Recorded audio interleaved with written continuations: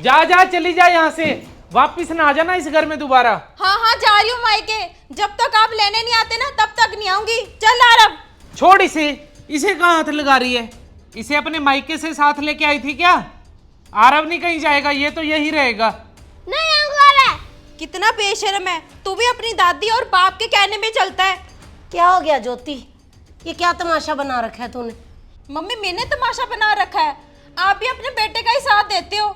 जा रही हूँ घर छोड़कर, थोड़े दिन में ना आपको अक्ल आ जाएगी, संभालो दोनों को। जा जा, फिर धौंस किसे दिखा रही है? तू क्या जाएगी अपने आप? चल तुझे मैं ही निकालती हूँ, निकल यहाँ से, चल यहाँ से। ज्योति, मेरी बेटी को धक्का कैसे मारा आशु? आपकी बेटी के ना काम ही ऐसे है। मेरे बेटे को क्यों ऊंची आवाज में बात कर रहे हो? अपनी बेटी को संभालो। मेरी बेटी कितनी सेवा करती है आपकी। चल ज्योति घर चल, आरव को भी साथ ले ले। आरव को नहीं आने दे रहे मम्मी। कोई बात नहीं, सामने दे इनको दोनों को अपने आप। चल तू घर चल।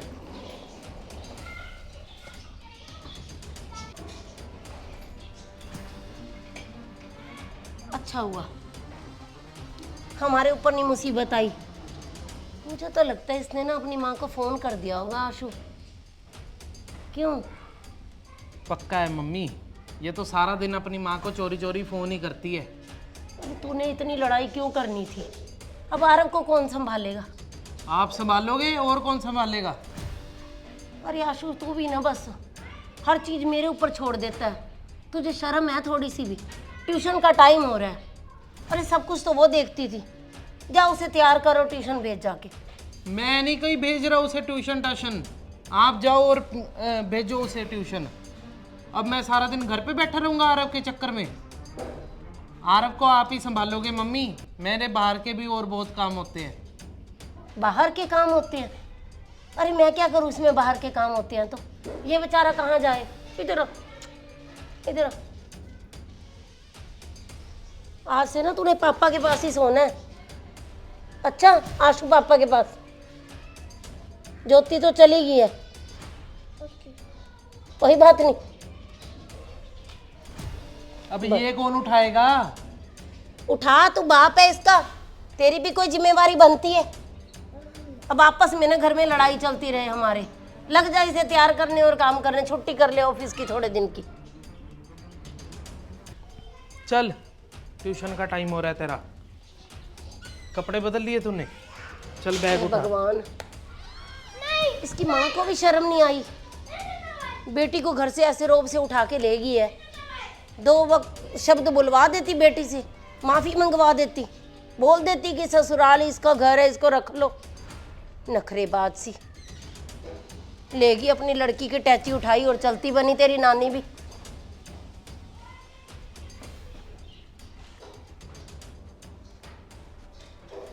आशु पाए करने बोला। आरव रात को मैगी खा लेगा ना? मैं खाऊंगा, और क्या खाना है? बताओ, अभी से भी रोटी चाहिए। आप बना दो ना मम्मी रोटी।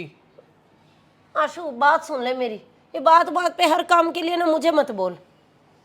जो मर्जी कर काम का, मेरे से कोई काम नहीं होता घर का। नहीं, अब रोटी थोड़ी मैं बनाऊंगा मम्मी, आप ही ने तो साथ दिया ज्योति को भगाने में। अरे साथ दिया था, पर अब मुझसे ये काम नहीं होते। सामने कोमल के घर पे खाना बनाने वाली लगी हुई है, उसी से बात कर लेते हैं। कर लो बात। कितने पैसे लेगी वो? 3000 बोल रही है। 3000 रुपया महीने का? और 3000 तो लेगी ही खाना बनाने का। अब हे भगवान। और सफाई वाली? सफाई वाली को भी बोल देती हूँ, 2-3 हजार वो ले लेगी। लो, इससे अच्छा तो ज्योति थी मम्मी। अरे उसने मुझसे सिर्फ 2000 रुपया मांगा था खर्चे का, वही दे देता मैं उसे। सारे काम तो कर रही थी घर के। बताओ, अब 6000 रुपये महीना तो इनका हो गया। ले आ गई अंजलि भी। आजा आजा, तेरी वेट कर रहे थे हम कब से। अरे चली गई है तेरी भाभी, और ये निकम्मा देख ले घर पे पड़ा रहता है। दोपहर से बोल रही हो कि स्कूल छोड़ा, थोड़ी देर आरव को अंजलि के घर पे छोड़ा, कोई बात ही नहीं सुन रहा। तो भैया छोड़ने आ जाते फिर आरव को मेरे पास। और मम्मी ये सब क्या लगा रखा है, मुझे तो कुछ समझ में ही नहीं आ रहा। क्या समझ आना है तेरे? सारी इस निकम्मे का पंगा है। 2000 रुपया मांगा था ज्योति ने, कहीं उसकी सहेली के घर पे कोई शादी शुदी है तो वो कह रही थी कोई अच्छा गिफ्ट लेके जाना है, इसने मना कर दिया, बस लड़ाई बढ़ते बढ़ते बढ़ गई। और ना सही बताऊँ ना अंजलि, तो मैंने पहली बार ज्योति का साथ नहीं दिया। हमेशा ही मैं ज्योति का साथ देती हूँ, पहली बार मैंने अपने बेटे का साथ दिया, वही पछता रही हूँ। दोपहर से काम लगी हूँ, काम घर के ख़त्म ही नहीं होने को आ रहे, अभी रात का खाना बनाना है और दिल भी नहीं लग रहा मेरा ज्योति के बिना। अगर नहीं दिल लग रहा तो मम्मी जाके ले आओ ना ज्योति को आप। तो लेने तो भैया आपको भी जाना पड़ेगा। और वैसे भी मम्मी, एक बार जब लड़की ऐसे अपने मायके चली जाए ना, तो उसके मायके में बहुत सारे रिश्तेदार होते हैं, चाचियाँ, ताइयाँ, बुआ, मामी। अगर किसी ना किसी रिश्तेदार ने भड़का दिया ना, तो फिर मम्मी लड़की वापस नहीं आती। फिर आप ना देर मत करो, अभी के अभी जाओ और भाभी को माफ़ी मांग के ना घर वापस लेके आओ। चलो मम्मी चलते हैं, मेरे से इतने काम नहीं होंगे और इतने खर्चे नहीं मैं भर सकता कि हर काम वाली को अलग अलग से पैसे दूं। चलो चलो चलें। आरव को मैं देखती हूँ, जाओ तुम दोनों।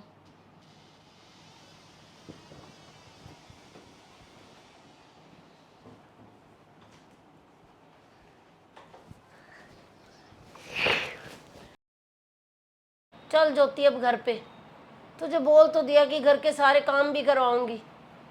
और ज्योति मैं भी तुझे हर महीने का ना खर्चा पूरा दूंगा। मम्मी से पूछ लो। मम्मी से क्या पूछना है, बेटियां ससुराल में ही अच्छी लगती हैं। जाओ अपने ससुराल, ससुराल जाओ अपने, वहाँ खुश रहो। तो दोस्तों ये स्टोरी बनाने का मकसद ना मेरा एक ही है कि कई बार घर के जो लड़ाई झगड़े होते हैं ना, वो किस कारण से होते हैं।